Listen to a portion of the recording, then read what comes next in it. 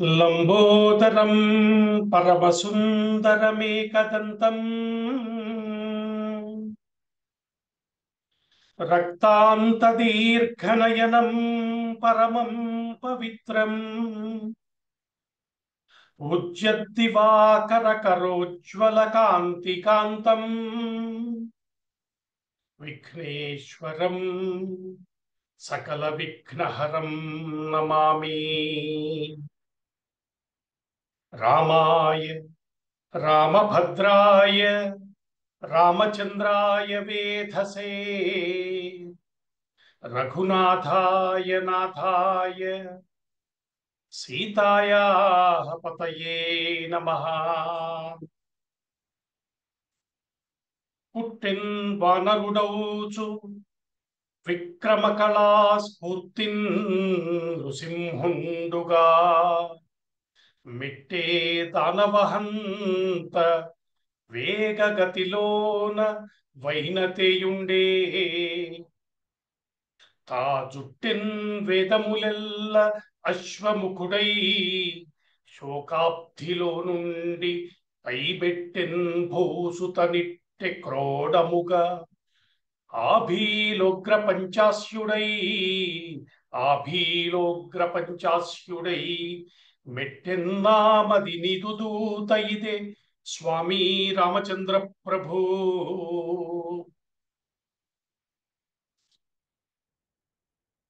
రామకథ రసవాహినిని ఆస్వాదించడానికి విచ్చేసినటువంటి పెద్దలు, మిత్రులు అందరికీ ముందుగా స్వాగతం పలుకుతున్నాను. గత వారం సీతాన్వేషణ అనేటువంటి ఒక మహాకార్యానికి శ్రీకారం చుట్టినటువంటి సుగ్రీవుడు మొత్తం తన వారందరినీ పిలిచాడు. కోట్ల కొలది వానరులు వచ్చారు. వారిని 4 భాగాలు చేసి ఒక్కొక్క భాగానికి ఒక్కొక్క నాయకుడిని నియమించి 4 దిక్కులకి పంపించాడు. ఆ క్రమంలో దక్షిణ దిక్కుకు పంపించినటువంటి వారికి అంగదుడిని నాయకుడిని చేశాడు. సామాన్యులున్నారా? ఆ దక్షిణ దిక్కుగా వెళ్ళేటువంటి బృందాన్ని చూసినట్టయితే అంగదుడు, జాంబవంతుడు, సాక్షాత్తు హనుమత్ స్వామి ఇలాంటి మహావీరులందరినీ కలిపి ఒక బృందంగా తయారు చేసి అంగదుడి నాయకత్వంలో దక్షిణం వైపు వెళ్ళమని చెప్పటం, విశేషంగా ఆ దారిలో వచ్చేటువంటి అన్ని భౌగోళికమైనటువంటి అంశాలని సుగ్రీవుడు వారికి పరిచయం చేయటానికి గమనించినటువంటి రామచంద్రమూర్తి ఇంతటి జ్ఞానం నీకు ఎక్కడిదయ్యా అని అడగటము, దానికి సుగ్రీవుడు చెప్పినటువంటి సమాధానం, ఇవన్నీ మనం గత వారం చెప్పుకున్నాం. రామచంద్రమూర్తి హనుమత్ స్వామిని దగ్గరికి పిలిచి తనదైనటువంటి ఒక అంగుళీయకాన్ని, దాని మీద రామ అన్న 2 సువర్ణములు లిఖించబడి ఉన్నాయి అని చెప్పారు అక్కడ మహర్షి. అటువంటి సువర్ణములు లిఖించబడ్డటువంటి ఉంగరాన్ని హనుమత్ స్వామికి ఇచ్చి, ఇది నీ దగ్గర ఉంచుకుంటే సీతమ్మని కలిసినప్పుడు ఆవిడ నువ్వు నా దగ్గర నుంచే వచ్చావన్న నమ్మకం కలిగించడానికి ఇది ఉపయోగపడుతుంది అని చెప్పి ఇవ్వటము, సాక్షాత్తు తారక మంత్రాన్ని అక్కడ హనుమత్ స్వామి స్వీకరించారు అని అక్కడ పెద్దలు మనకి చెప్పినటువంటి అంశాన్ని కూడా మనం గత వారం ప్రస్తావించుకున్నాం. అట్లాగా హనుమత్ స్వామి దాన్ని దోయిలించి స్వీకరించి తల మీద ఉంచుకున్నారు. వారు అక్కడి నుంచి బయలుదేరారు. దక్షిణ దిక్కుగా వెతుకుతూ వెళ్ళారు. చాలా దూరం వెళ్ళారు. మిగతా 3 దిక్కులకి వెళ్ళినటువంటి బృందాలన్నీ తిరిగి వచ్చేసాయి. సుగ్రీవుడు వారికి 1 రోజుల గడువు విధించాడు. 1 రోజుల్లో తిరిగి రావలసిందే అని స్పష్టంగా చెప్పాడు. 1 రోజుల లోపల వారి వెతుకులాటని పూర్తి చేసుకుని సీతమ్మ జాడ దొరకలేదన్న వార్తతోటి తిరిగి వచ్చేశారు మిగతా 3 దిక్కులకి వెళ్ళినటువంటి వానర బృందాలు. దక్షిణ దిక్కు వైపు వెళ్తున్న వారు వారి ప్రయత్నాన్ని కొనసాగించారు. ఎంతో శ్రమ పడుతూ వెతకాల్సిన ప్రాంతాలన్నీ వెతికారు. ఎక్కడా సీతమ్మ జాడ కనిపించలేదు. ఆ స్థితిలో కొంత నైరాశ్యానికి కూడా అయ్యారు. అంగదుడు వారిని ప్రోత్సహించాడు. ఏం పర్వాలేదు, మనం వెతుకుదాం, వెతకవలసిన పని ఉన్నంత కాలం మనం చేస్తూనే రావాలి అంటూ చెప్పిన వైద్యాన్ని కూడా మనం గమనించుకున్నాం. అక్కడి నుంచి అలా బయలుదేరి వెళ్ళి ఆ అన్వేషణ కొనసాగించి చివరికి ఒక బిల ప్రాంతానికి చేరాడు. ఒక బిలానికి చేరాడు, అంటే ఒక కొండ గుహ లాంటి ప్రాంతానికి చేరాడు. అప్పటికే బాగా అలసిపోయి ఉన్నారు. ఎక్కడ పళ్ళు కానీ తినటానికి కాయలు కానీ ఏమీ దొరకలేదు. చివరికి జలం కూడా లభించలేదు. ఆకలేస్తోంది, దాహంగా ఉంది. ఈ స్థితిలో ఉన్నప్పుడు ఆ బెలం నుంచి కొన్ని పక్షులు బయటికి రావటాన్ని గమనించారు వారు. కొన్ని హంసలు, బెగ్గురు పక్షులు, ఇవన్నీ నీటి పక్షులు, ఇవి కొన్ని బయటకు వస్తున్నాయి. వాటి రెక్కలు తడిగా ఉండటాన్ని కూడా వాళ్ళు గమనించారు. ఇవి చూసినటువంటి హనుమత్ స్వామి ఒక మాట అన్నారు. ఈ లోపల, అంటే ఈ బిలం లోపల ఖచ్చితంగా జలం ఉండుంటుంది, కాబట్టి దీనిలోకి ప్రవేశిద్దాం అని చెప్పారు. అంతవరకు మనం గత వారం చెప్పుకున్నాం. ఇక్కడ హనుమంతుడి యొక్క ఒక మంత్రమూర్తిని మనకు పరిచయం చేస్తున్నారు పెద్దలు. ఈ రామాయణ వ్యాఖ్యానం చేసినటువంటి పెద్దలందరూ ఈ విషయాలు చెప్పారు. ఇక్కడ మహర్షి ఒక మాట వాడారు. కాంతారవన కోవిద అని ఒక నామాన్ని హనుమంతుడికి చెప్తున్నాడు. మామూలుగా రామాయణంలో కథ చెప్పుకుంటూ వెళ్ళిపోవటం ఒకవైపు అయితే, ఎక్కడెక్కడ జాగ్రత్తగా పరిశీలించాలో పెద్దలు మహాత్ములు మనకేం చెప్పారో వాటిని కూడా మనం చెప్పుకుంటూ వస్తున్నాం. ఆ క్రమంలో ఇక్కడ ఈ కాంతారవన కోవిద అన్నది ఒక మంత్రశాస్త్ర రహస్యానికి సంబంధించిన విషయం అని పెద్దలు చెప్తున్నారు. అంటే హనుమంతుడి యొక్క అనేక స్వరూపాన్ని, అంటే ఉన్నది ఒకే దైవము, కానీ ఉపాసకులు అనేక రకాలుగా దర్శిస్తారు. ఒక్కొక్క ఉపాసకుడికి దైవం ఒక్కొక్క రూపంలో దర్శనమిస్తుంది. కాబట్టి ఏవో ఊహించి, మన దేవతల రూపాలని ఏవో ఊహించి వేసిన బొమ్మలు కాదు. మహాత్ములైన వారు, ఉపాసకులైన వారు వారి ఉపాసనలు పండిన క్షణంలో ఆయా దేవత వారికి ఆ రూపాల్లో దర్శనం ఇచ్చిందని అర్థం చేసుకోవాలన్నది పెద్దలు మనకు చేస్తున్న బోధ. ఇక్కడ ఈ కాంతారవన కోవిద అన్న మూర్తి కూడా, అంటే వనమూలాల్లో, అంటే అరణ్యాల్లో సంచరించడంలో పండితుడు అనే అర్థం వచ్చేటువంటి ఒకానొక మంత్రమూర్తిని మనకి ఇక్కడ చూపిస్తున్నారు అని పెద్దలు వ్యాఖ్యానం చేశారు. అటువంటి ఒక సమర్థుడైనటువంటి హనుమ, అంటే మామూలుగా ప్రాంతాల్లో, పట్టణాల్లో ఎవరన్నా తిరుగుతారు, వనాల్లో తిరగాలి, వెతకవలసిన ప్రాంతాల్లో వెతకటానికి కావలసిన సామర్థ్యము, ఇటువంటి విషయాలని గురించి చెప్తూ ఇక్కడ ఆ మంత్రమూర్తి కనిపిస్తోందని చెప్తున్నారు. ఇక్కడ ఈ రహస్యాలు మనం ఇక్కడ చెప్పుకుంటే, తరువాత కథలో అశోకవనంలో స్వామి ప్రవేశించినప్పుడు వచ్చేటువంటి సంఘటనల్ని మనం సరిగ్గా అర్థం చేసుకోవడానికి ఇది ఉపయోగం అవుతుంది. కాబట్టి అటువంటి కాంతార వనకోవిదుడైనటువంటి హనుమస్వామి ఆ మాట చెప్పారు. లోపలికి వెళ్దాం, లోపల ఖచ్చితంగా జలం ఉంటుంది, కాబట్టి మనం జాగ్రత్తగా లోపలికి ప్రవేశిద్దామని చెప్పారు. అయితే వీరనుకున్నంత సులభంగా కనిపించలేదు ఆ మార్గం. చిమ్మ చీకటిగా ఉంది. మెల్లగా బిలంలోకి ప్రవేశించాడు. సూర్యచంద్రుల కాంతి కూడా లోపలికి ప్రవేశించలేనంత చీకటిగా ఉంది గుహ. మెల్లగా ఒకరి చేయి ఒకరు పట్టుకుని లోపలికి వెళ్ళటం మొదలుపెట్టారు. వెళ్ళారు వెళ్ళారు వెళ్ళారు చాలా దూరం వెళ్ళినా కూడా ఎక్కడా కాంతి కనిపించలేదు. చివరికి అలసట వచ్చింది. ఇంచుమించుగా డస్సిపోయిన స్థితిలో ఉన్న వారికి అప్పుడు దూరంగా కాంతి కనిపించింది. కనిపించగానే ఉత్సాహం వచ్చింది. గబగబా అడుగులు వేసి ముందుకు వెళ్ళారు. ఆ కాంతిలో ఆ ప్రాంతం అంతా చక్కగా కనిపిస్తోంది. బంగారుమయమైనటువంటి చెట్లు, అక్కడ విశేషమైనటువంటి నీటి వసతులు, ఇవన్నీ ఉండటాన్ని వాళ్ళు గమనించారు. నిజానికి వానరులు అంటేనే భూమండలం అంటే తిరిగేటువంటి స్వభావం ఉన్న జాతి అది. అయితే ఇంతవరకు భూమండలం మీద ఎక్కడా కూడా ఇటువంటి ప్రాంతాన్ని లేదా ఇటువంటి వనాన్ని వాళ్ళు చూసి ఉండలేదు. అవన్నీ కూడా బంగారు రంగుతో అగ్ని శిఖల్లా ప్రవేశిస్తున్నటువంటి ప్రాంతంలా కనిపిస్తోంది. సూర్యకాంతి కనిపిస్తోంది. సూర్యకాంతితో సమానమైనటువంటి వేదికలు ఉన్నాయి, దివ్యమైన లతలు ఉన్నాయి, రమ్యమైన సరస్సులు ఉన్నాయి. ఆ ప్రాంతం అంతా కూడా ఏదో దివ్యమైన తేజస్సుతో ప్రకాశిస్తోంది అన్నట్టుగా కనిపిస్తోంది. ఇంకా రత్నాలు, వజ్రాలు, వైఢూర్యాలు ఇవన్నీ కూడా గుట్టలుగా ఉన్నాయట. ఇలా చెప్తున్నారు. జలాల్లో చూస్తే కూడా దివ్యమైన కాంతులు వస్తున్నాయి. లోపల బంగారు వర్ణంలో ఉన్నటువంటి చేపలు తిరగటం కూడా కనిపిస్తోంది.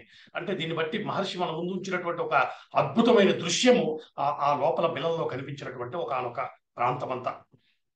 వీటన్నింటినీ జాగ్రత్తగా పరిశీలన చేసుకుంటూ లోపలికి ప్రవేశించారు. అలా కొంత దూరం లోపలికి వెళ్ళేసరికి అక్కడ దివ్యమైనటువంటి భవనాలు కనిపించాయి. రమ్యమైన భవనాలు, అనేక అక్కడ వసతులు ఉన్నాయి. వాటన్నిటిని కూడా చూసుకుంటూ లోపలికి వెళ్ళారు. ఇలా క్రమంగా లోపలికి వెళ్ళగా వెళ్ళగా కొద్ది దూరంలో ఒక స్త్రీమూర్తి వారికి దర్శనమిచ్చింది. మహా తేజస్విగా కనిపిస్తోంది ఆవిడ. నార వస్త్రాలు, కృష్ణాజనాలు ఇవి ధరించి తాపస వేషంలో కనిపించింది ఆవిడ. ఒక దివ్యమైన తేజస్సుతో ప్రకాశిస్తున్న ఆవిడని చూడగానే వానరులందరూ కొంచెం వెనక్కి తగ్గారు. హనుమంతుడి ముందుకు తోశారు. ఎందుకంటే మహాత్ములతో మాట్లాడటం అందరి వల్ల అయ్యే పని కాదు. పెద్దవాళ్ళతో ఎలా మాట్లాడాలి, ఏం చెప్పాలి, ఇవన్నీ కూడా చాలా జాగ్రత్తగా చూసుకోవాల్సిన విషయాలు. కాబట్టి మనకెందుకు అనుకున్నారు, వాళ్ళు వెనక్కి తగ్గారు. హనుమంతుడిని ముందు పెట్టి వాక్యకోవిదుడు కాబట్టి ఆయన్ని ముందు పెట్టి మాట్లాడమని చెప్పారు. మాట్లాడటం మొదలుపెట్టాడు హనుమస్వామి. నమస్కరించాడు. అమ్మా, నువ్వెవరు? ఈ గుహ ఎవరిది? ఇక్కడ ఈ విశేషాలన్నీ చూస్తుంటే చాలా ఆశ్చర్యంగా ఉంది తల్లి. ఇలాంటి ప్రాంతం మరొకటి మేము ఇంతవరకు ఎక్కడా చూడలేదమ్మా. ఇది నీ యొక్క మహిమ వల్ల వచ్చిన ప్రాంతమా, లేకపోతే ఇక్కడ మరెవరన్నా తపస్సులు ఉన్నారా, ఎవరన్నా తపస్సులు చేసుకుంటున్నారా? వివరం చెప్పు తల్లి అని అడిగాడు.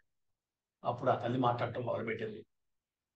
ఆవిడ చెప్తోంది, ఒకప్పుడు ఈ ప్రాంతంలో మయుడు అనేటువంటి దానవ శ్రేష్ఠుడు ఉండేవాడు. అతడు నిర్మించినటువంటి ప్రాంతం ఇదంతా కూడా. ఆయన నిర్మించినటువంటి ఈ ప్రాంతాన్ని బ్రహ్మదేవుడు హేమ అనేటువంటి ఒక అప్సరస స్త్రీకి బహుమతిగా ఇచ్చాడు. ఈ హేమ నాకు స్నేహితురాలు. ఆ తల్లి చెప్తోంది, హేమ నాకు స్నేహితురాలు.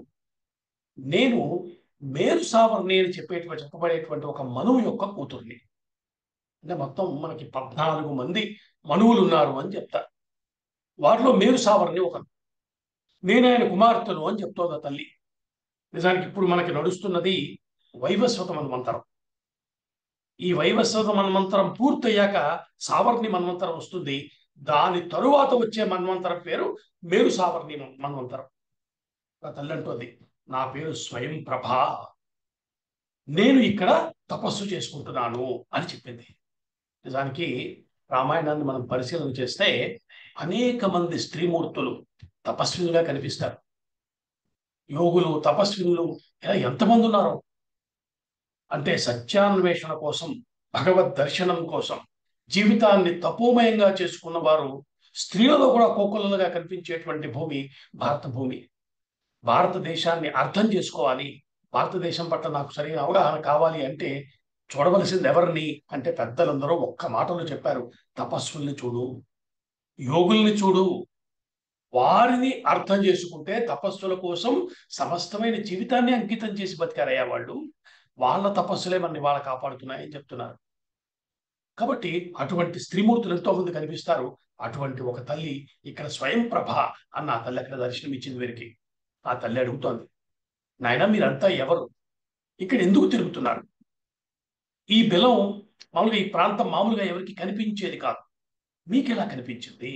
మీరు లోపలికి ఎలా రాగలిగారు? ఇన్ని ప్రశ్నలు అడిగింది ఆ తల్లి. నిజానికి ఈరోజు కూడా భారతదేశంలోని అనేక తపోమయమైన ప్రాంతాలు మనకు కనిపించకుండా ఉంటాయని పెద్దలు చెప్తున్నారు. హిమాలయ ప్రాంతాలు, ఇటు ఇంకా మన దక్షిణాదిలోకి వస్తే అరుణాచలం, వెంకటాచలం, శ్రీశైలం అరణ్యాలన్నీ ఉన్నాయి కదా. ఇవి కాకుండా గంగా తీరం, యమునా తీరం, ఇలా అనేక నదీ ప్రాంతాల్లో మనకి కనిపించినటువంటి దివ్యమైన తపోధామాలు ఎన్నో ఉన్నాయని పెద్దలు చెప్తున్నారు. చాలా ఉంటాయట. అందులో వేలాది మంది తపస్సులు ఉంటారు. వాళ్ళు తపస్సులు చేసుకుంటూ ఉంటారు లోపల. ఆ తపస్సుల్లో ఎప్పుడో ఎవరిదో ఒకరి భాగ్యం పండి ఒకరు బయటకు వస్తారు. వారి వల్ల మనకి జ్ఞానం లభిస్తూ ఉంటుంది. ఇది భారతదేశంలో అనేక సార్లు కనిపించిన కథ. కానీ బయటకు రాకుండా, అంటే మనకి కనిపించిన వారు, ఇలాంటి తపోభూముల్లో ఉండి తపస్సులు చేసుకుంటున్న వారు వందలు వేల సంఖ్యలో ఉన్నారు. వారి యొక్క తపస్సులు ఈ దేశాన్ని నిరంతరం కాపాడుతున్నాయని మనందరం గుర్తుపెట్టుకోమని పెద్దలు మనకి చేస్తున్నటువంటి విశేషమైనటువంటి బోధ. అందుకే మనం నిత్య పూజలో కనుక చూసినట్టయితే మనం చెప్పుకుంటూ ఉంటాం, గంగా యమునయోర్ మధ్యే మునిభ్యశ్చ నమః, ఋషిభ్యశ్చ నమః అని నమస్కరించుకుంటాం కదా. అంటే అటువంటి వారి తపస్సులు మనల్ని కాపాడుతున్నాయి. ఈ రహస్యాన్ని మనం అర్థం చేసుకుంటే భారతీయ ధర్మం, ఇంకా చెప్పాలంటే మనం సరిగ్గా ప్రవర్తిస్తే ఈ ధర్మం ఎప్పటికీ కాపాడబడుతూ ఉంటుంది అని ఇది పెద్దలు ఇస్తున్నటువంటి ఒక హామీ. స్వయం ప్రభ చెప్తూ ప్రశ్న అడిగింది కదా, ఆ తల్లి చెప్పింది. నా ప్రశ్నలకు తర్వాత సమాధానం చెప్తారు, కానీ ముందుగా ఇక్కడ ఉన్నటువంటి ఫలాలు స్వీకరించండి. చాలా అమృతమైనటువంటి రుచి కలిగి ఉంటాయి. ఇక్కడ జలాలు కూడా చాలా రుచికరమైనవి, సేద తీరుస్తాయి మిమ్మల్ని. వీటిని తీసుకుని కొంత సేద తీరండి అయ్యా, అప్పుడు మాట్లాడుకుందామని చెప్పింది. అది ఆతిథ్యం ఇచ్చేటువంటి పద్ధతి. వానరులందరూ వెళ్ళారు కాబట్టి ఆ ఫలాలు తీసుకున్నారు, జలాలను స్వీకరించారు, కొంత విశ్రాంతి కూడా తీసుకున్నారు. కొద్దిసేపటికి సేద తీరారు. ఇప్పుడు ఆ తల్లి మళ్ళీ వచ్చింది, అడుగుతోంది, నాయన ఇప్పుడు చెప్పండి, మీరెవరు, ఎందుకు వచ్చారు? ఈ విశేషాలు మీకు అభ్యంతరం లేకపోతే నాకు చెప్పండి.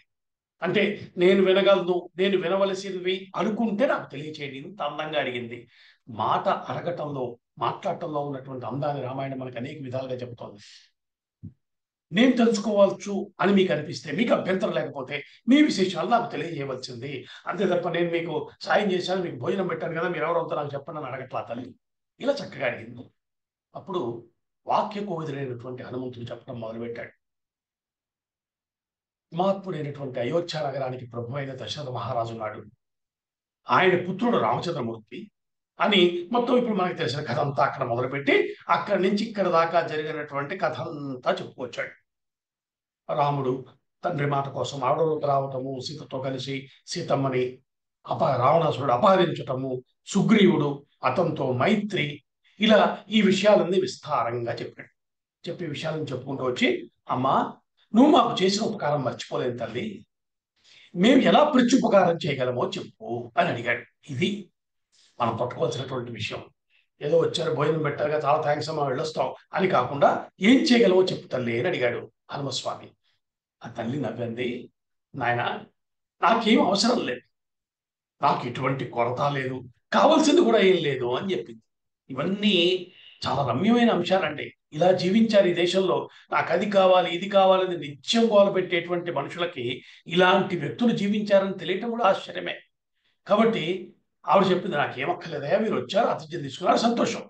కానీ ఈ బెలర్ నుంచి బయటపడటం అంత సులభం కాదు. ఇక్కడికి లోపలికి రావటమే తప్ప బయటికి వెళ్ళటం ఎవరి వల్ల అయ్యే పని కాదు. కాబట్టి మీరు నాకు సాయం చేయటం కాదు, ఇప్పుడు నేనే మీకు ఇంకా చేయవలసిన సాయం ఉంది. నా తపశ్శక్తితో మిమ్మల్ని ఇక్కడికి ఇంచి బయటికి పంపిస్తాను అని చెప్పి వెంటనే చేతులు దోయించి నమస్కారం పెట్టారు. వీళ్ళకి అర్థమైంది పరిస్థితి. లోపలికి రావటమే తప్ప పిల్లల నుంచి బయటపడ్డ వాళ్ళు లేరు ఇంతవరకు. ఇప్పుడు తమని ఆ తల్లే కాపాడాలి. వెంటనే చేతులు దోయించి నమస్కరించాడు. ఆ తల్లి చెప్పింది, స్వయం ప్రభ, మీరందరూ 2 చేతులతో కళ్ళు మూసుకోండి, ఎట్టి పరిస్థితుల్లో కళ్ళు తెరవద్దు సుమా అని చెప్పి అందరినీ కళ్ళు మూసుకోమని, వారు కళ్ళు మూసుకోగానే తన తపశ్శక్తితోటి వారిని అక్కడి నుంచి మాయం చేసి వింధ్య పర్వతం మీద ఆ పక్కన ఉన్నటువంటి సముద్ర ప్రాంతానికి చేర్చింది. క్షేమకరమైనటువంటి ఆ ప్రాంతానికి వీరు చేరాక కళ్ళు తెరిచారు. చూస్తే ఎక్కడో సముద్రం ఉంటున్నారు. తల్లికి నమస్కరించారు. ఆ తల్లి చెప్తుంది, నాయన మీకు క్షేమవులు గాక, ఇదిగో మీ ముందు కనబడుతుంది వింధ్య పర్వతం, ఈ పక్కన ఉన్నటువంటి మహాసముద్రం ఉంది, ఇక్కడ మీరు క్షేమముగా ఉందురుగాక, మీ పని మొదలు పెట్టండి అని చెప్పి నేను వెళ్ళొస్తాను అని ఆ తల్లి వీరందరినీ ఆశీర్వదించి సెలవు తీసుకుని అంతర్ధానం అయిపోయింది. ఇక్కడ కొన్ని విషయాలు మన జీవితానికి సంబంధించిన విషయాలు కొన్ని మనం ఆలోచించవలసి ఉన్నాయి. ఈ సంఘటన మనకి ఏం చెప్తోంది? ఇక్కడ ఉన్న బోధ ఏమిటి మనకి అంటే, వానరులు తమ శక్త్యానుసారం చేయవలసినవన్నీ, అంటే ఎన్ని ప్రయత్నాలు చేయొచ్చు అన్ని చేస్తూ వచ్చారు. ఎక్కడెక్కడ వెతకాలో వారికి తెలిసిన అన్ని ప్రాంతాలకు వెతికారు, అంత కష్టపడ్డారు, ఫలితం దక్కలేదు. జీవితంలో కష్టకాలం అనేది ఒకటి వచ్చినప్పుడు మన ప్రయత్నాలు ఇంకా సాగవని తెలిసిపోయిన క్షణంలో ఈశ్వరుడి సాయం మనకు అందాలి. అలా అందాలంటే ఎప్పుడు ఏ ప్రయత్నం మనం మొదలుపెట్టినా ఈశ్వరుని స్మరించి ఆయన అనుగ్రహంతో పని చేయగలుగుతున్నానన్న భావనలో ఉండి అలా మనం పనిచేస్తున్నంత కాలం ఎప్పుడు మనకి సాయం అందాలో అప్పుడు అంది తీరుతుంది. ఇది స్వయం ప్రభా వృత్తాంతం మనకి చెప్తున్నటువంటి ఒక ప్రధానమైన బోధ అని పెద్దలందరూ వ్యాఖ్యానం చేశారు. కాబట్టి మనం జీవితంలో ఇదంతా నా నిర్వాహకం, నేను చేశాను అనుకోవటమా, ఈశ్వరా నీ దయ వల్ల నాకు ఈ పని సానుకూలమైందయ్యా అని కృతజ్ఞతాభావాన్ని ప్రకటించటమా, ఇది మన ముందు ఉన్నటువంటి 2 ఆప్షన్స్. వివేకవంతులు ఏం చేస్తారంటే, సమస్తము ఈశ్వరాధీనం కాబట్టి స్వామి నీ దయ వల్ల ఇటువంటి నాకు మార్గం దొరికింది, ఈ విజయం నాకు లభించిందని చెప్పుకుంటూ పనిచేస్తారు. కాబట్టి ఎక్కడెక్కడ మానవ ప్రయత్నానికి అడ్డంకులు వచ్చాయో అక్కడ ఈశ్వరుడు యొక్క సాయం మనకు అందుతుంది. ఇంకొక విషయాన్ని కూడా మనం ఇక్కడ గమనించవచ్చు. ఇక్కడున్న వానరులు చాలా మంది, అందరూ చాలా ప్రధానమైన వీరులు వీళ్ళంతా. వీళ్ళలో చాలా మందికి మేము రాముడికి ఏదో సాయం చేస్తున్నామన్న భావన ఉండుండొచ్చు, అంతే కదా. ఎందుకంటే రాముడు ఆయన భార్య కనబడలేదు, మేము వెతుకుతున్నాము అన్న భావన ఉండొచ్చు. కానీ వివేకవంతులైన వారు, మేధావులైన వారు, ఆ బృందంలో ఉన్నటువంటి ముఖ్యమైన వారందరికీ ఒక విషయం అర్థమైందని చెప్తున్నాడు మహర్షి.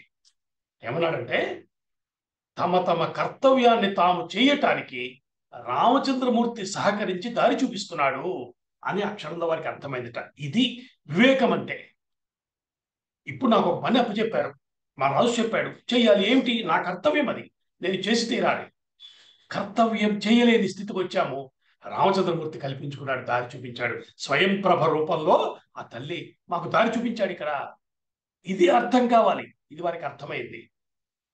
దీన్ని మనం జాగ్రత్తగా అర్థం చేసుకుంటే నువ్వు నీ ధర్మాన్ని నిర్వర్తించు, ఈశ్వరుడి సాయం లభిస్తుంది. అంతా నా నిర్వాహమే అనుకోవద్దు. ఇలా జీవితాంతం ఈ భావంతో జీవిస్తే జీవితంలో భయపడటానికి ఏమీ ఉండదు అని చెప్పారు పెద్దలు. ఇది మనం రామాయణం మనకి చేస్తున్నటువంటి బోధ. అయితే అసలు ఇక్కడ స్వయం ప్రభు వీళ్ళకి ఎందుకు కనిపించింది? ఇది కూడా కొంత ఆలోచించాలి కదా. ఎందుకుంది ఆ తల్లి అక్కడ అంటే దానికి కూడా వివరణ చెప్పారు పెద్దలు. ఆవిడ అక్కడ ఎందుకు ఉందిటంటే రామకార్యార్థం. రాముని యొక్క కార్యం వస్తుంది, అప్పుడు దానికి తాను సాయం చెయ్యాలని కూర్చుందట ఆ తల్లి అక్కడ. రామాయణంలో నిజానికి మీరు జాగ్రత్తగా గమనిస్తే అనేక మంది మహాత్ముల్లా కనబడతారు. శరభంగుడి దగ్గర నుంచి అందరూ కూడా మనం చెప్పుకున్నాం. సుతీష్ణుడు, శరభంగుడు, ఇంత మహర్షులందరూ కూడా రాముడు వస్తాడు, రాముడి కార్యానికి మా వంతు సాయం చేయాలి అని ఎదురు చూడటం మనకు కనిపిస్తోంది. ఇది మనకు ఉండవలసినటువంటి ఒక స్పృహ. అంటే కేవలం నా కోసమే నేను బతుకుతాను, నేను, నా పని, నా కుటుంబం, నా జీవితం, నా డబ్బు, ఈ గొడవ కాకుండా ఈశ్వరుడి కార్యం ఒకటి ఉన్నది, అది నిరంతరం జరుగుతోంది, దానికి నేను ఉపయోగించాలి అనేటువంటి భావం నిరంతరం మన మనసులో పెట్టుకుని జీవించటం చాలా అవసరం. నిజానికి రామకార్యం అంటే ఏమిటి? అది ఆయన పనే. రామకార్యం అంటే లోక రక్షణ, ధర్మరక్షణ. ధర్మరక్షణలో మన వంతు సహాయం చేయటం మన జన్మకి ధన్యత. ఈ భావం మనకి నిరంతరం ఉండాలి. ఇలా ఉన్నప్పుడు దైవ సహాయం మనకి దొరుకుతుంది. నిజానికి ఇక్కడ కొంతమంది ఒక ప్రశ్న వేశారు. ఏమంటే స్వయం ప్రభ వీరిని తిన్నగా లంకలో వదిలిపెట్టచ్చు కదా, ఈ సముద్రం ఒడ్డు వదిలిపెట్టింది ఎందుకు? ఇలాంటి ప్రశ్నలు కూడా వస్తాయి కదా. అంటే అన్వేషించే క్రమంలో దారి కనిపించని క్షణం ఈశ్వరుడు యొక్క సాయం లభించడం. కనిపించినప్పుడు సాయం చేసి గట్టెక్కిస్తాడు ఈశ్వరుడు. తర్వాత మన సాధన మనం చేసుకుంటూ వెళ్ళవలసిందే. సాధన చేస్తే సాఫల్యం కాబట్టి మనకి సాయం అవసరమైన స్వయంలో స్వామి వస్తాడు. మనం చేయవలసిన పని మనం చేస్తూ ఉన్నాం. నిజానికి వేల సంవత్సరాలుగా తపస్సు చేసుకుంటూ ఉన్నానని చెప్పింది అక్కడ స్వయం ప్రభ. అంతటి తపస్సుని ఇక్కడ వానరుల్ని ఇక్కడ తీసుకెళ్లి అక్కడ పెట్టిందంటే ఎంత తపస్సు ఖర్చు పెట్టి ఉంటుంది? ఇది ఆలోచించాలి కదా మనం. తన తపస్సుని తెలియని వానరుల కోసం ఖర్చు పెట్టింది ఆ తల్లి. తపస్సు అంటే ఎంత కష్టపడి సంపాదించేదండి? ఏమైనా డబ్బా? ఏదో కొద్దిగా కష్టపడితే వచ్చేయడానికి తపస్సు అది. మరి ఈ తపస్సుని వానరుల కోసం ఎందుకు ఖర్చు పెట్టింది అంటే రామకార్యం కాబట్టి.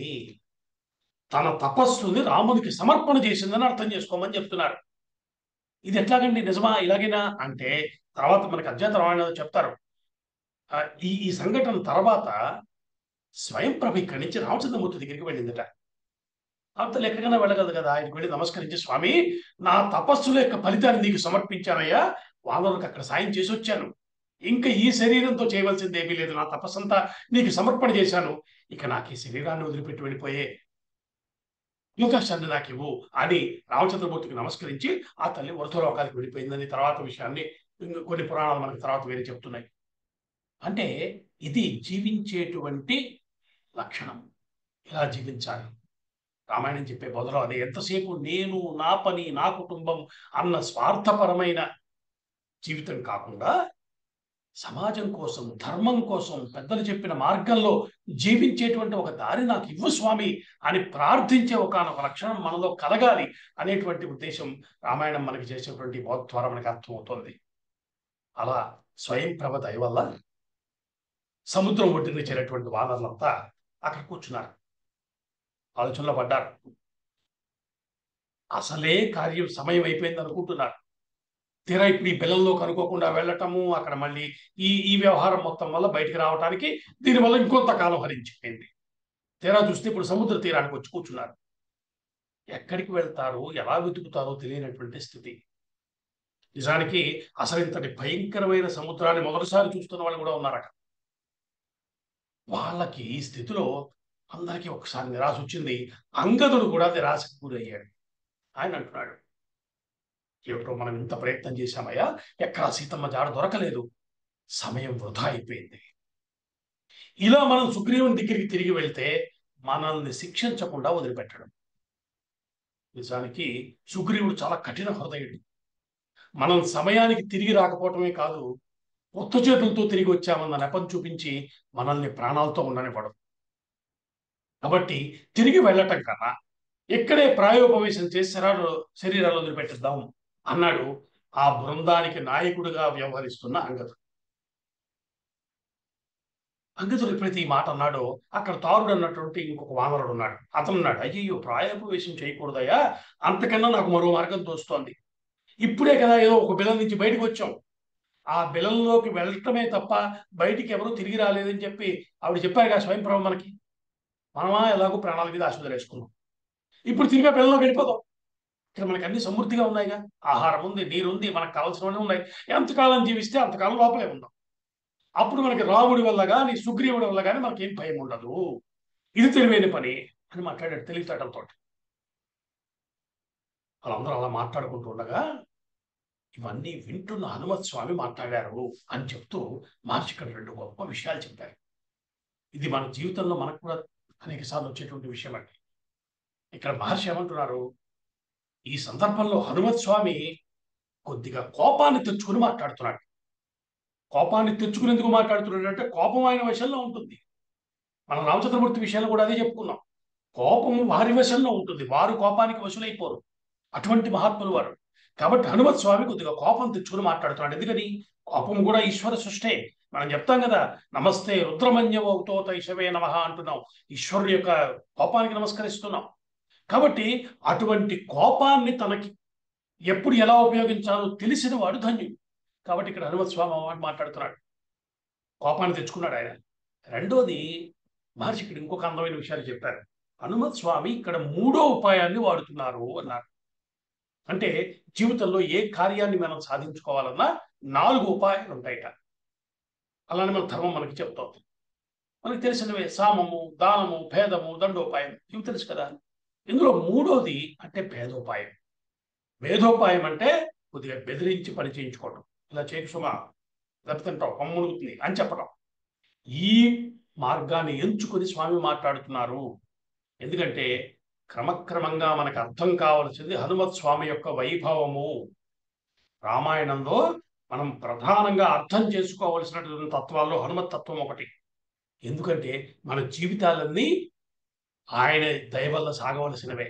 మీరు హనుమంతుడి యొక్క, మనమే చాలాసార్లు చెప్పుకున్నాం, బుద్ధిర్ బలం యశో ధైర్యం నిర్భయత్వం అరోగత అజాడ్యం వాక్పటుత్వం చ హనుమత్ స్మరణాల్లభే. ఆయన దైవం ఇవన్నీ దొరుకుతాయి. ఇవన్నీ జాగ్రత్తగా ఒక చోట రాసుకుంటే ఇవి అక్కలేని వాళ్ళు ఎవరున్నాం మనం. కాబట్టి హనుమంతుడి యొక్క వైభవాన్ని మెల్లగా అర్థం చేసుకుంటే ఆయన మాట్లాడుతున్నాడు. ఆయనకి అంగదుడు మాట్లాడిన మాటల మీద కోపం వచ్చింది. ఎందుకంటే తెలియకుండా అంగదుడు సుగ్రీవుడి మీద తనకున్న కోపాన్ని బయట పెడుతున్నాడు.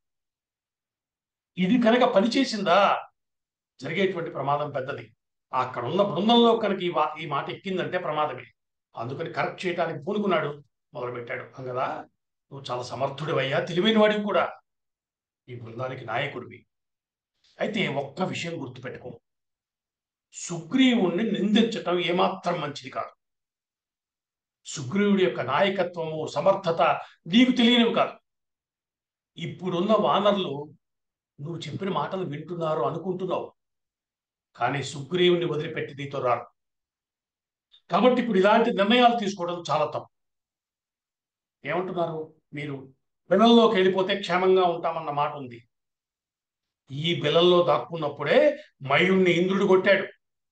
వజ్రాయుధంతో కొడితేనేగా మయుడు దెబ్బతిన్నాడు. ఇంద్రుడి దగ్గర ఒకటే వజ్రాయుధం ఉంది, కానీ లక్ష్మణుడి దగ్గర ఉన్న ప్రతి బాణము వజ్రాయుధమే. అంటే ఎన్ని వజ్రాయుధాలు ఉన్నాయో చూడు. కాబట్టి బిలంలోకి వెళ్తే తప్పించుకోగలం. ఈ మాటలు సరికాదు, అలా అది క్షేమం కాదని తెలిసిపోతోంది. అసలు ఇవన్నీ కాదయ్యా, సుగ్రీవుడు ఏమిటో, అతని మనస్సు ఏమిటో, అతని స్వభావం ఏమిటో తెలుసుకుని ప్రవర్తించాలి నువ్వు. ఎందుకంటే సుగ్రీవుడు వీళ్ళందరికీ నాయకుడు, వీళ్ళందరి మనసులు గెలుచుకున్నవాడు. ఏదో నాయకత్వం అంటే రాజు అయ్యాను కాబట్టి అని చెప్పలా, వీళ్ళందరికీ అతని మీద గౌరవం ఉంది. ఇవాళ నువ్వేదో ఆవేశంలో చెప్పేశామని వీళ్ళు తల్లూపినట్టు కనిపించినా నీతో వచ్చే అవకాశం లేదు. ఎంత జాగ్రత్తగా మాట్లాడుతున్నారు చూసారా? చూసారా ఎలా చెప్తున్నారు? ఈ బెలంలోకి రావటం, నువ్వు చెప్పినట్టుగా దాంట్లో దాక్కోవటం, ఇవన్నీ జరగవు. ఇంకా సుగ్రీవుడు నీకు తండ్రి, నిన్ను యువరాజుగా చేసి గౌరవించాడు. అంతేకాదు, ఇవన్నీ పక్కన పెడితే స్వయంగా ధర్మాత్ముడు, జితేంద్రుడు, తన ఇంద్రియాలను తాను జయించినవాడు, అంతఃశుద్ధి కలిగినటువంటి స్వభావం ఉన్నవాడు. ఇలాంటి వాడు తప్పు చేస్తాడని నువ్వు ఎందుకు అనుకుంటున్నావు? ఎంత చక్కగా చెప్పాడండి.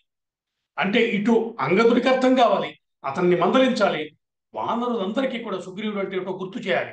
ఒకేసారి రెండు ప్రయోజనాలని సాధించదలుచుకున్నాడు స్వామి. చక్కగా స్పష్టంగా చెప్పాడు. మనకు కూడా ఎందుకు రాముడు సుగ్రీవుడిని ఎంచుకున్నాడన్న విషయం పదే పదే గుర్తు చేస్తున్నాడు. అయితే ఒకసారి చెప్పేస్తే వినే స్వభావాలండి, అందులో వానర స్వభావం కదా. ఈ మాటల ప్రభావం ఎక్కువసేపు నిలబడలా. పిల్లల్లోకి వెళ్ళే ఆలోచన అయితే మానేశారు, కానీ అంగదుడు సుగ్రీవుని తీవ్రంగా నిందించడం మొదలుపెట్టాడు. అనేక మాటలు అన్నాడు.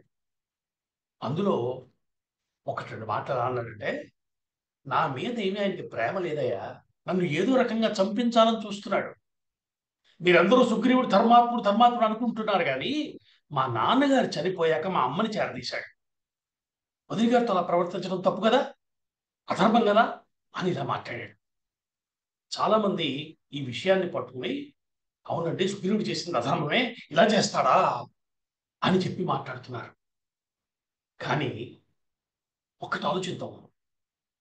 సుగ్రీవుడు చేసింది అధర్మం అయితే రాముడు సమర్థిస్తాడా? కాబట్టి ఈ ప్రస్తావన కొంచెం మనం జాగ్రత్తగా పట్టుకోవాలి. మొట్టమొదటి సూత్రం ఒకటే, ఇది అధర్మం అయితే శ్రీరాముడు సమర్థించడు. ఇది ముందు మనం స్పష్టంగా మనసులో పెట్టుకోవాలి. ఎందుకంటే ఇది చాలా మందికి మనసులో ఉన్న అన్ని సమాధానాలకి, ప్రశ్నలకి సమాధానం ఇచ్చేస్తుంది. ఎందుకంటే రాముడు అంటే ఎవరు? తన ప్రయోజనం సాధించుకోవటం కోసం స్నేహం చేసేవాడి అయితే వారితో చేసేవాడు, సుగ్రీవుడితో చేసేవాడు కాదు కదా. కాబట్టి ధర్మం ఆధారంగా జీవితం నడవాలి, అలాగే జీవితం గడపాలని మనకి బోధించడం కోసం వచ్చిన రాముడు తప్పు చేయడు. ఇక ఏది ధర్మం ఏది అధర్మం అన్నది ఆ జాతిని బట్టి నిర్ణయించాలి. ఇది మనం గుర్తుపెట్టుకోవాలి.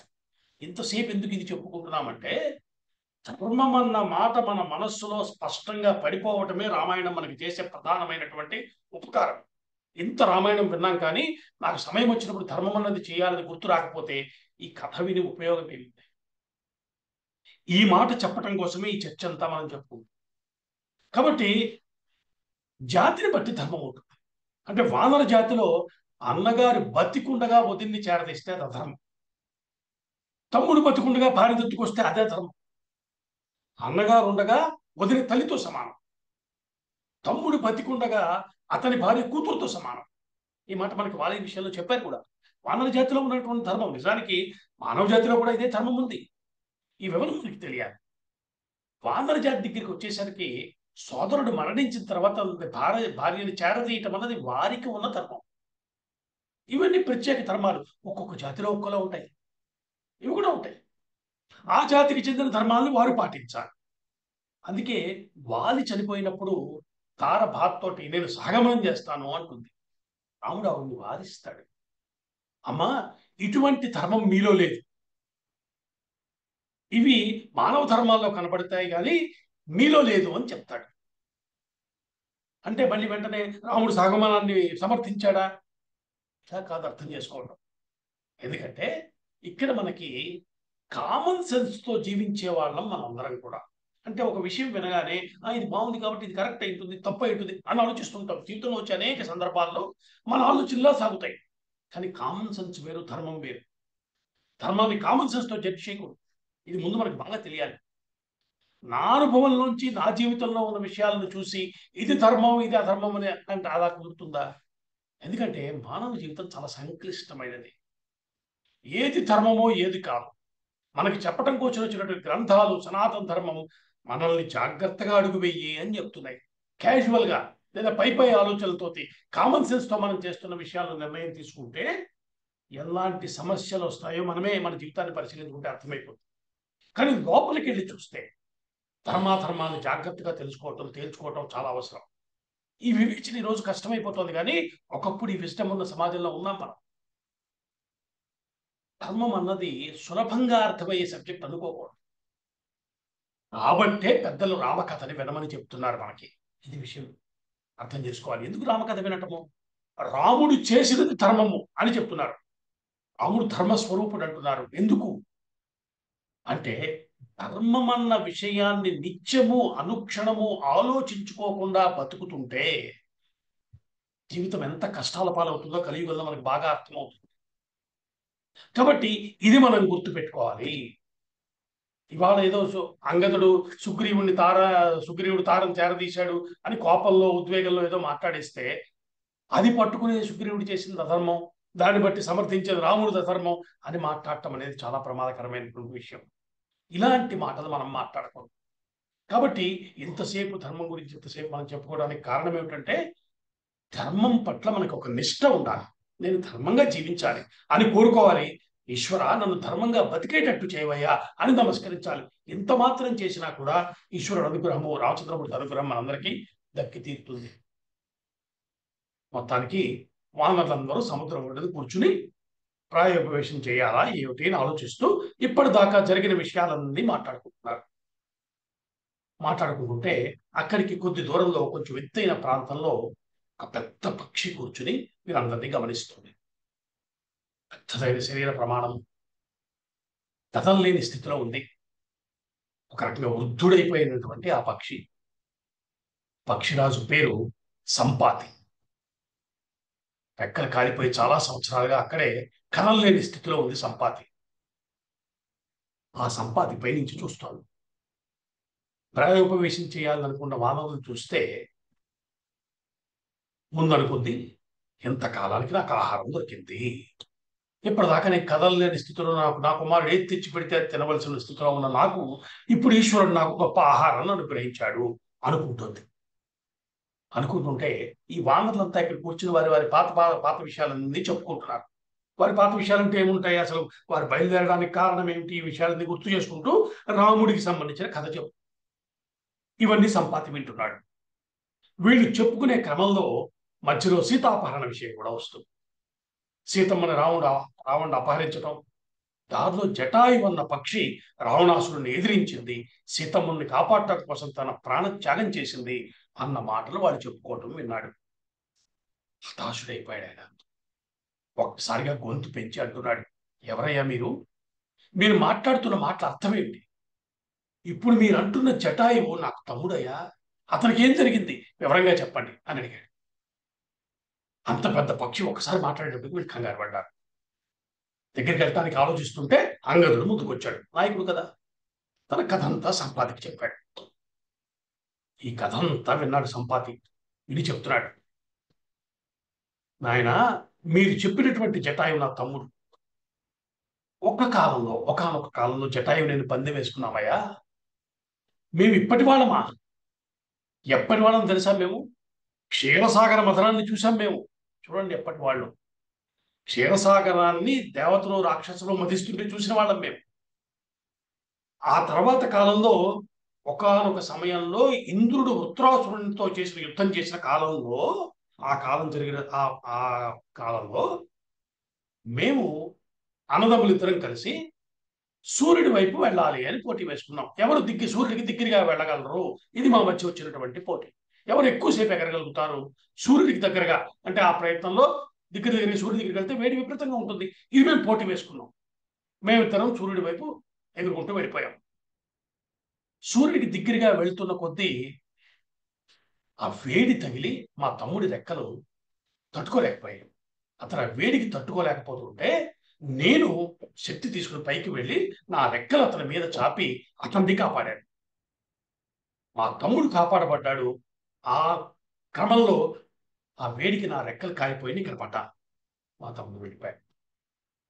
అప్పటి నుంచి ఇక్కడే ఉండిపోయాను కదలలేని స్థితిలో. మా తమ్ముడు కూడా ఆ కాలిన రెక్కలతో అతను ఒక చోట పడ్డాడు, నేను ఒక చోట పడ్డాను. నేను ఇక్కడ ఉండిపోయాను. ఇలాగే ఉన్నాను. అప్పటి నుంచి కదలలేని స్థితిలో ఉన్నాను. నేను చాలా వృద్ధుడిని అయిపోయానయ్యా. కానీ ఇప్పుడు మీరు చెబుతున్న మాటలు ఉంటే నాకు అర్థమవుతోంది. ఇప్పుడు నేను రావణుడి మీద ప్రతీకారం తెచ్చుకునే స్థితిలో లేను అని ఇవన్నీ విషయాలు చెప్పాడు. చెప్తే వీళ్ళు అన్నారు, సంపతి నీకు ఉండేటువంటి శక్తితోటి అసలు ఏం జరిగింది కొంచెం ఓపిక తెచ్చుకుని మాకు విషయం చెప్పు. రావణాసురుడిని నువ్వు చూసావు కదా, తెలుసా నీకేమైనా తెలుసా విషయాలు, నీకేం తెలుసో మాకు చెప్పు అని అడిగారు. అంటే ఇతను అన్నాడు, తప్పకుండా చెప్తాను. ఎందుకంటే అంతకన్నా నేను ఏం చేయగలనాయా, రామ కార్యానికి ఇంతకన్నా నేను చేయగలిగింది ఏముంది. గమనిస్తే ఎక్కడికక్కడ రామునికి సాయం చేయటం అన్నది ప్రధానమైన అంశంగా అందరూ అనుకుంటున్నారు. ఏం చెప్తున్నాడు, నేను కొద్ది కాలం క్రితం చూశాను, రావణుడు ఒక స్త్రీని ఆకాశ మార్గంలో తీసుకెళ్తూ ఉండటంగా చూశాను నేను. అయితే ఎగరలేని స్థితిలో ఉన్నాను నేను. ఆ స్త్రీ రామ రామ లక్ష్మణ అని ఆక్రోశిస్తూ వెళ్ళటానికి కూడా విన్నాను నేను. నేను చూస్తూ ఉండగా వాడు తీసుకుని వెళ్ళిపోయాడు దక్షిణం వైపు. తీసుకెళ్లి సముద్రాన్ని దాటి లంకలో ఉంచటం కూడా చూశాను. నాకు ఇక్కడి నుంచి స్పష్టంగా కనిపిస్తోంది. ఎందుకంటే మాకు అటువంటి ఒక శక్తి ఉంటుంది, పక్షులకి దూరం చూడగలిగినటువంటి ఒక శక్తి ఉంటుంది. ఇప్పుడు ఇక్కడి నుంచి నేను చూడగలుగుతున్నాను 100 యోజనాల సముద్రము, దాని అవతల ఉన్న లంక, అక్కడ సీతమ్మని ఉంచాడు వాడు. నిజానికి అద్భుతమైన విషయం చెప్తున్నాడు ఇక్కడ సంపాతి. నేను పక్షి వంశానికి చెందినవాడిని, పక్షి జాతికి చెందినవాడిని. అయితే పక్షులన్నీ ఒకటి కాదు. మామూలుగా చిరుధాన్యాలు తిని జీవించేటువంటి పావురాలు, పిచ్చుకలు ఉంటాయి కదా, ఇవన్నీ ఒక మార్గంలో ఆకాశంలో వెళ్ళగలుగుతాయి. భూమి కొంత ఎత్తులో ఎగరగలవు. అదంటే వాటితో ఒక ట్రాక్ అనమాట. వాటి పైన ఉన్న మార్గంలో ఈ బలి భోజనాలు చేసేటువంటి కాకులు ఇలాంటివన్నీ ఎగరగలవు. వాటికన్నా పై స్థాయిలో వెళ్తాయి, అది రెండో మార్గం. అంతకన్నా పై మార్గంలో ఈ నీటి పక్షులు, నీటి హంసలు లాంటివి, బెగ్గురు పక్షులు ఇలాంటివన్నీ ఎగురుతాయి. ఇంకా పైన డేగలు వెళ్లే మార్గము, ఆ పైన గ్రద్దలు ఉంటాయి. ఆ పై మార్గంలో హంసలు వెళ్తాయి. అంటే వీటన్నిటి వెనకాల అనేకమైన ఆలోచించవలసిన విషయాలు కూడా పెద్దలు చెప్తున్నారు. హంసలు వెళ్లే మార్గము అన్న దానికి వేరే ప్రత్యేకమైన వ్యాఖ్యానం కూడా పెద్దలు చెప్పారు. ఇట్లా 6వ మార్గంలో హంసలు వెళ్తాయి. ఆ పైన ఉన్న మార్గంలో గరుత్మంతుడు లాంటి వైనతేయులైనటువంటి వారు, వైనతేయులు అంటే వినతకి చెందిన కుమారుడు. వినత కద్రువ మనం గతంలో కథ చెప్పుకున్న గరుత్మంతుడి కథ చెప్పుకున్నప్పుడు ఆ వినత కుమారుడైనటువంటి గరుత్మంతుడు, అనూరుడి పిల్లలే జటాయువు, సంపాతి. ఈ విషయం మనం అప్పుడు చెప్పుకున్నాం. అంటే మేము కూడా వైనతేయులమే. మేమందరము ఆ పై మార్గంలో మేము ఎగిరి వెళ్ళగలము, అక్కడ ప్రయాణించగలం మేము. అది మాకున్నటువంటి శక్తి. మాకన్నా పై స్థాయిలో వెళ్ళగలిగిన వారు కూడా ఉంటారు. ఎందుకని, కాసేపట్లో రాబోతున్నాడు ఆ పై స్థాయిలో ఎగరగలిగేవాడు. కాబట్టి అటువంటి ఇన్ని మార్గాల్లో వెళ్ళగలిగే జాతిలో మేము ఆ ఉత్తమ స్థాయిలో, గరుత్మంతుడు వెళ్ళగలిగే స్థాయిలో వెళ్ళగలిగే జీవులం మేము. మాకు 100 యోజనాలు దాటి చూడగలిగిన శక్తి కూడా ఉంది. అయితే ఇప్పుడు నా ఒంట్లో శక్తి లేదయ్యా. రావణుడు చేసినటువంటి 2 మహా దోషాలున్నాయి. ఒకటి, నా తమ్ముడిని వధించాడు, నా తమ్ముడు చావుకు కారణమయ్యాడు. రెండోది, సీతమ్మను అపహరించాడు. ఈ 2 పనులకి తగిన శిక్షను అనుభవించాలని నేను కోరుకుంటున్నాను. నాకు మీరంతా ఒక చిన్న సాయం చేయండి. ఒక్కసారి నన్ను ఎత్తు మించి దింపి సముద్ర జలాల దాకా తీసుకువెళ్తే నా సోదరుడికి తిలాంజలి ఇచ్చుకుంటాను అని చెప్పి నన్ను కిందకి దించి సముద్ర జలాల వద్దకు చేర్చండి. వానరులంతా వెంటనే దగ్గరికి వెళ్ళారు. ఆ సామాన్యమైన శరీరమా, అంత శరీరం జాగ్రత్తగా కిందకి దింపి అతన్ని సముద్ర జలాల దగ్గరికి తీసుకొచ్చారు. అక్కడ సంపాతి జటాయువు, తన తమ్ముడైన జటాయువుకి తర్పణాలు ఇచ్చాడు. తర్పణలు ఇచ్చిన తర్వాత వీళ్ళు మళ్ళీ అడిగారు, ఇంకేం తెలుసు చెప్పబోయా నాకు ఆకుపోయి అడిగితే ఆయన చెప్తున్నాడు, సంపాతి చెప్తున్నాడు, నేను ఇక్కడ రెక్కలు కాలిపోయి ఇక్కడే పడున్నాను. నాకు ఆహారం తెచ్చిపెట్టేవాడు నాకు కొనుక్కున్నాడు. అతని పేరు సుపార్శ్వుడు. అతను రోజు వెళ్ళి ఎక్కడెక్కడ ఆహారాన్ని సేకరించుకు తీసుకొచ్చి నాకు పెడుతూ ఉండేవాడు. ఇలా బతుకుతుండేవాడు, జీవిస్తున్నాను నేను. ఒకరోజు తను ఎప్పటికీ రాలేదు. నేను ఎదురు చూస్తున్నాను. మా పక్షుల్లో మాకు ఆకలి ఎక్కువయ్యా. ఒక్కొక్క జీవికి ఒక్కో లక్షణం ఉంటుంది. చెప్తాడు అక్కడ, గంధర్వుల్లో కామం ఎక్కువ ఉంటుంది, నాగుల్లో క్రోధం ఎక్కువ ఉంటుంది, మాలో ఆకలి ఎక్కువ ఉంటుంది. ఎంత జ్ఞానం ఉందో చూడండి. అసలు ప్రకృతి గురించి, జీవుల గురించి రామాయణం చెప్తున్న విశేషాలు వింటే అద్భుతంగా అనిపిస్తాయి మనకి. పక్షుల్లో ఆకలి ఉంటుందయ్యా. నేను ఆకలికి తట్టుకోలేక ఆలస్యంగా వచ్చాను. నా కొడుకు అడిగాను, ఏమయ్యా ఎందుకు ఇంత ఆలస్యమైంది, ఎక్కడికి వెళ్ళావు, ఆ ఆహారం తీసుకురాలేదేమి. అప్పుడు సుభాషుడు నా కొడుకు చెప్పాడు, ఈరోజు ఒక చిత్రం జరిగింది నాన్న. నేను ఆ గాల్లో ఎగురుతూ వెళ్తుంటే సముద్రం మీద దూరంగా ఒకడు ఎగురుకుంటూ వస్తున్నాడు. వస్తుంటే వాన్నే ఆహారంగా తీసుకుందామని నేను వేగంగా దగ్గరికి వెళ్ళాను. వాడు ఒక రథంలో వస్తున్నాడు. లోపల ఒక స్త్రీ కూడా ఉంది. నేను అతని మీద దాడి చేయబోతుంటే అతను, నాయనా నాకు కొంచెం దారిస్తావా అని చాలా మెత్తగా అడిగాడు. అంత మన్ననగా మెత్తగా అడగగానే వెంటనే నేను వేరే సమాధానం చెప్పలేక అలాగే అని తప్పుకుని దారిచ్చా. అతను అడిగిన తీరులో నేను వెంటనే సరే అన్నా. అతను వెంటనే ఎగిరి ముందుకు వెళ్ళిపోయాడు. అతను ఒక స్త్రీమూర్తిని ఎత్తుకట్టడం కూడా నేను చూశాను. అతను అలా దాటి ముందుకెళ్ళగానే ఆ చుట్టుపక్కల ఉన్నటువంటి కొంతమంది మహాత్ములు, ఋషులు వాళ్ళంతా నా దగ్గరికి వచ్చాడు. ఎంత అదృష్టవంతుడు అయ్యా, ఈ రోజు చావు తప్పించుకున్నావు నువ్వు. వెళ్ళిన వాడు రావణాసురుడు. వాడు తను ఎత్తుకెళ్తున్న స్త్రీ మీద దృష్టి పెట్టి ఆమెను కాపాడుకోవటంలో నిన్ను పట్టించుకోరా, లేకపోతే ఈ రోజు నీకు అతని చేతిలో మరణమే అయి ఉండేది అని చెప్పారు. నాకు అర్థమైంది, వాడు రావణాసురుడు, వాడు సీతమ్మని ఎత్తుకెళ్తున్నాడు అన్న విషయం తెలిసింది. ఈ విషయం అంతా గమనించుకోవటంలో ఈ జరిగిన విషయం వల్ల ఆలస్యమైంది. నేను తిన్నగా నీ దగ్గరికి వచ్చాను అని చెప్పాడు. ఇది నాకు రావణాసురుడు సీతమ్మని ఎత్తుకెళ్ళటం గురించి నాకు వచ్చిన సమాచారం ఇది ఇలా వచ్చింది. నేను ఎప్పుడో చాలా కాలం క్రితం, అంటే ఇక్కడ పడ్డప్పుడు ఎప్పుడు 8,000 సంవత్సరాల క్రితం అని చెప్తున్నారు రామాయణంలో. సంపాద్ అంటున్నాడు, 8,000 సంవత్సరాల క్రితం నా రెక్కలు కాలిపోయి ఇక్కడ పడిపోయి అక్కడి నుంచి ఇక్కడే ఉన్నానయ్యా. అయితే ఇక్కడ పడ్డాను కదా, నన్ను ఎవరన్నా కాపాడరా, ఇక్కడ ఇంతమంది తపస్సులు ఉంటారే, వారు నాకు సాయం చేయరా, నా రెక్కలు వచ్చేలా చేయరా అని ఆలోచించుకుంటూ వెతుక్కుంటూ నేను ఈ ప్రాంతం అంతా మెల్లమెల్లగా తిరుగుతుంటే ఇక్కడ నిశాకరుడు అనేటువంటి ఒక ముని తపస్సు చేసుకోవటం కనిపించింది నాకు. మెల్లగా పాకుతూనే అక్కడ దాకా వెళ్ళా.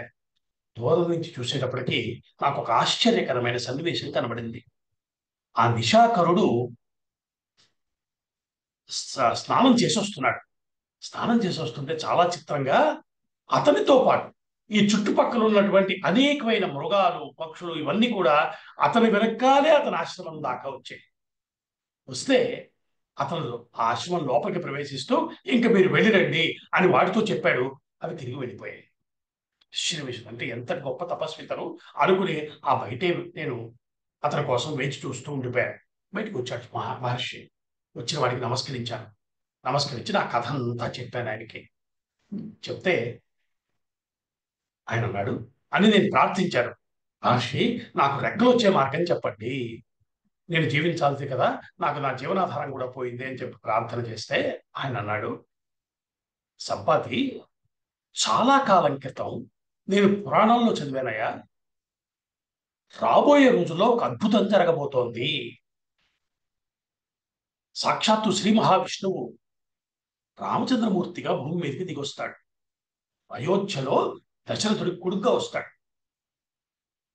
తండ్రి మాట పట్టుకున్న ఆయన అరణ్యాలకు వస్తాడు. సీతతో కలిసి ఆయన అరణ్యంలో తిరుగుతున్నప్పుడు రావణాసురుడు ఆ తల్లిని ఎత్తుకుపోతాడు. ఇదంతా ఎక్కడుంది, పురాణాల్లో చదివాను నేను అని మహర్షి చెప్తున్నాడు, సంపాదికి చెప్తున్నాడు ఆయన.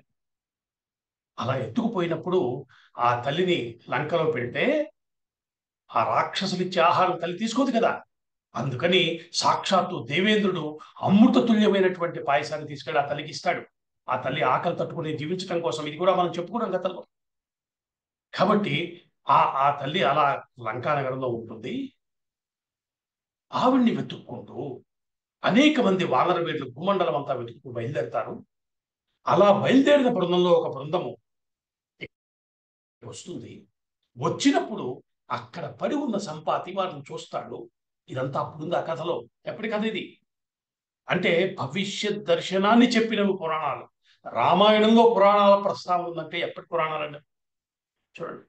అంటే మనకి దక్కిన అద్భుతమైన విలువైనటువంటి డాక్యుమెంట్స్ ని సరిగ్గా చదువుకోక, సరిగ్గా పట్టించుకోకపోవటం వల్ల ఏవో పుక్కిడి పురాణాలు, ఏవో కథలు విన్నట్టుగా వింటున్నాం. ఎంత అద్భుతమైనటువంటి విషయం చెప్తున్నాడు మహర్షి. ఇక్కడ సంపాతి అప్పుడు నువ్వు వారికి చూస్తావు, వారు వచ్చి నీ సాయం అడుగుతారు. అప్పుడు వారికి నువ్వు మాట సాయం చేస్తావు. రామకార్యానికి సాయం చేసిన పుణ్యం వల్ల నీ రెక్కలు వస్తాయి. అప్పటిదాకా వచ్చు అని నాకు మహర్షి చెప్పారు అని సంపాతి చెప్తోంది వామనంతో. అప్పటి నుంచి ఎదురు చూస్తున్నానయ్యా, మీరు ఇవాళ వచ్చారు. మీరు అడగటం ద్వారా మీరు ఈ పని మీద వచ్చిన వారని నాకు తెలిసిందే. కాబట్టి ఈరోజు నేను ఆ మహర్షి దయ వల్ల నా రెక్కలు తిరిగి పొందుతానని నేను అనుకుంటున్నాను అని అంటున్న క్షణంలో సంపాతికి రెక్కలు మొలిచాయట. చాలా విశేషంగా చెప్పాడు. అక్కడ పైన ఉన్న రెక్కలు, లోపల ఉన్న రెక్కలు ఇవన్నీ కూడా మంచి బలమైనటువంటి రెక్కలతోటి బలంగా తయారైంది సంపాతి. ఆశ్చర్యపోయారు, చూస్తున్నారు వానరులందరూ. అప్పుడు వెంటనే చెప్పింది సంపాతి, చూసారా, ఇది నిజమైంది కాబట్టి మీరు వెతికే మీ అన్వేషణ సత్యమవుతుంది, ఫలిస్తుంది, వెళ్ళండి, సీతమ్మ దొరుకుతుంది, ఈ నమ్మకంతో బయలుదేరండి అని చెప్పి ఒకసారి ఆ రెక్కలు చాలా కాలం, చాలా ఏళ్ల తర్వాత, వేల సంవత్సరాల తర్వాత వచ్చిన రెక్కలు, వాటిని ఒకసారి పరిశీలించుకోవడం కోసం రెక్కల గాల్లోకి లేచిన సంపాతి వారందరికీ అభినందనలు చెప్పింది. కాగా తిరిగి ఆకాశంలోకి వెళ్ళిపోయింది సంపాతి. రామ కార్యంలో కేవలం మాట సాయం చేస్తే దక్కినటువంటి మహాద్భుతమైన ఫలితం అది. అది పెద్దలు చెప్తున్నారు. ఇవాళ ధర్మం కోసం మనం చేసే చిన్నపాటి సాయం కూడా అద్భుతమైనటువంటి ఫలితాలను ఇస్తుంది. ఈ ధర్మము, సనాతన ధర్మాన్ని కాపాడుకోవాల్సిన బాధ్యత మనందరి మీద ఉంది. మనం ప్రతి ఒక్కరికి ఈశ్వరుడు అలాంటి అవకాశాన్ని ఇస్తాడు. ఏదో ఒక రూపంగా ఈ ధర్మాన్ని నిలబెట్టుకోవటం మనందరి యొక్క కర్తవ్యం. కాబట్టి అటువంటి ఒక అద్భుతమైన అవకాశాన్ని ఈశ్వరుడు ఇక్కడ ఎలా వాడుకోవాలో సంపాతి ద్వారా మనకి చెప్తున్నాడు. ఇప్పుడు క్రమంగా ఎప్పుడైతే సంపాతి ఎగిరి వెళ్ళిపోయాడో వాళ్ళకి ఆశ్చర్యపోయారు. ఆ రాత్రంతా వారికి కూడా ఒక రకమైనటువంటి అష్యూరెన్స్ వచ్చేసింది. పర్వాలేదు, ఇప్పుడు ఇంకా సీతమ్మని కనుక్కోగలరు, పని జరుగుతుంది అన్న నమ్మకం వచ్చింది. ఆ రాత్రి వారంతా సముద్రం ఒడ్డున గడిపారు. రాత్రి కాలం గడిచిపోయింది. తెల్లవారింది. మళ్ళీ అందరూ కూర్చుని చర్చ మొదలుపెట్టారు. ఇప్పుడు అంగదుడు ముందుకు వచ్చాడు. వచ్చి అడుగుతున్నాడు, ఇప్పుడు మనకి ఏం చేయాలో తెలిసింది కదా. 100 యోజనాల విస్తీర్ణం ఉన్న సముద్రాన్ని మనం దాటాలి. అలా దాటగలిగిన వాడు మనలో ఎవరు? ఎవరా శక్తిమంతుడు? ఎవరు మనల్ని ఈ కష్టం నుంచి గట్టెక్కించగలిగిన వాడు? ఎవరు రామచంద్రుని యొక్క కార్యాన్ని నెత్తి మీద వేసుకుని వెళ్ళి సాధించుకు తిరిగి రాగలిగిన శక్తిమంతుడు ఎవరు? ఎవరు మనల్ని సుగ్రీవుడి యొక్క అనుగ్రహానికి పాత్రుల్ని చేస్తారు? ఎవరు మనకి ఈ కార్యంలో సాఫల్యతని మనకే ప్రసాదిస్తారు? అంటూ ఇట్లాగా అంగదుడు అద్భుతమైనటువంటి ప్రశ్నలు వేశాడు. ఎవరా శక్తిమంతుడు, ఎవరా శక్తిమంతుడు అని అడుగుతున్నాడు. ఇన్ని ప్రశ్నలు వేశాడు. సమాధానం ఒక్కటే రాబోతోంది. ఆయన అడుగుతున్నాడు. కాబట్టి నాయలారా, ఇక్కడ ఇంతమంది వీరులు ఉన్నారు, పెద్దలు ఉన్నారు, అందరూ ఉన్నారు కదా, పని ఏమిటో తెలిసింది కదా. 100 యోజనాల సముద్రాన్ని మనం దాటి అక్కడికి వెళ్ళాలి, తిరిగి రావాలి. ఎవరేం చేయగలరో చెప్పండి అని నాయకుడైనటువంటి అంగదుడు వారి ముందు విషయాన్ని ఉంచాడు. అందరికి అర్థమైంది. ఇప్పుడు ఒక్కొక్కరు వారి వారి శక్తి గురించి వారు ఆలోచించుకుంటున్నారు. ముందుగా గజుడు అన్న వానరుడు ముందుకు వచ్చాడు. నేను ఒక 10 యోజనాల వరకు వెళ్ళగలను. గవాక్షుడు వచ్చాడు, ఆయననే 20 యోజనాలు. మైందుడు వచ్చాడు, 30 యోజనాలు అన్నాడు. ద్వివిజుడు, సుషేణుడు, ఇలా ఒక్కొక్కరు వస్తున్నారు. 10 యోజనాలు పెంచుకుని మా శక్తిది అని చెప్తున్నారు. యోజనం అంటే సుమారుగా మన భాషలో చెప్పాలంటే 8 మైళ్ళు అంటున్నారు. అంటే దాన్ని బట్టి ఊహించుకోండి, 100 యోజన విస్తీర్ణమైనటువంటి సముద్రాన్ని దాట. ఇంత పెద్ద పని ఉంది వారి ముందు. కాబట్టి ఇటువంటి మహాద్భుత కార్యాన్ని ఎవరు చేస్తారు అన్న చర్చ సాగుతున్న క్రమంలో ఒక్కొక్కరు వచ్చి నేను ఇంత చేయగలను, నేను ఇంత చేయగలను, నేను ఇంత దాటగలను, నా శక్తిది అని చెప్తున్నారు. క్రమంగా అందరూ పూర్తవుతున్న తరుణంలో జాంబవంతుడి దగ్గరికి వచ్చారు. జాంబవంతుడు నవ్వన్నాడు, నాయన, ఇప్పుడు నా శక్తి వేరే, ఒకప్పుడు నా శక్తి వేరే. నేను ఇప్పుడు వృద్ధుడిని అయిపోయాను కదా. ఒకప్పుడు నేను యవ్వనంలో ఉండగా నాకున్న శక్తి చాలా ఉండేది. ఎంత శక్తో తెలుసా నాకు? వామన అవతారం వచ్చినప్పుడు విష్ణువు త్రివిక్రముడు అయిపోయాడు. అంటే ఎదిగి మొత్తం విశ్వాన్ని ఆవరించాడు. భూమి మీద ఒక్కాలు పెట్టాడు, ఆకాశాన్ని ఇంకో కాలుతో ఆక్రమించిన ఆ మహాద్భుతమైన స్వరూపం ఉందే త్రివిక్రమ అవతారం. ఆయన అలా త్రివిక్రముడుగా నిలబడి ఉన్న క్షణంలో అంతటి మహాద్భుతమైన రూపాన్ని, అంత పెద్ద రూపాన్ని ఆయన చూపించినప్పుడు ఆ విజృంభణని చూస్తూ నేను ఆయన చుట్టూ అనేక ప్రదక్షిణాలు చేశానయ్యా. అంతటి శక్తి ఉంది నాకు. అలా ఉండేది. అది జాంబవంతుడు, అంతే. అంతటి శక్తివంతుడు ఆయన. చాలా ప్రక్షాళన చేసి వచ్చాను, అంతటి శక్తి నాకుంది. కానీ ఇప్పుడు 90 యోజనాలు వెళ్ళగలను, అంతే. అంతకన్నా వెళ్ళగలనని నాకు అనిపించటం లేదు. ఇది నాకున్న పరిస్థితి అని చెప్తున్నాడు జాంబవంతుడు. ఇప్పుడు ఇంకా అంగదుడి దగ్గరికి వచ్చాడు. అంగదుడు అన్నాడు, నేను 100 యోజనాలు వెళ్ళగలను. నా శక్తి అయితే 100 యోజనాలు దాటి అటు ఖచ్చితంగా చేరగలను అంటూ ఉంటే జాంబవంతుడున్నాడు, నిన్ను పంపిస్తాంటయ్యా, నువ్వు మా నాయకుడివి, నువ్వు మమ్మల్ని శాసించి నడిపించవలసిన వాడివి తప్ప పనిలోకి దిగవలసిన వాడివి కాదు. నిన్ను పంపించే ప్రసక్తి లేదు, నిన్ను కాపాడుకోవాలి మేము. కాబట్టి నువ్వు వెళ్ళటం కాదు, అలా కాదు, అలా ఆలోచించుకో అని చెప్పాడు. చెప్తే అంగదుడు, మరి ఎలాగిప్పుడు ఎవరు చెప్తారు, ఎవరు వెళ్తారు అని అడిగాడు.